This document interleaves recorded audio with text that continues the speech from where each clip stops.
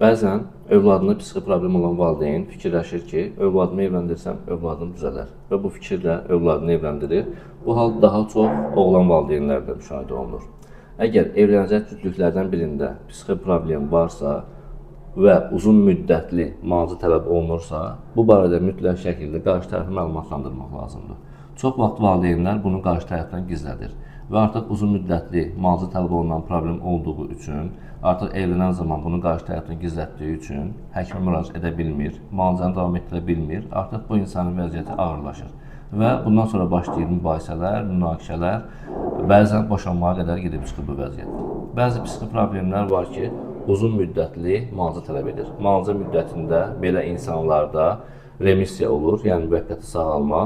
Və əgər dərman müalicəsi davam etməzsə, artıq simptomlar yenidən geri qayıdır.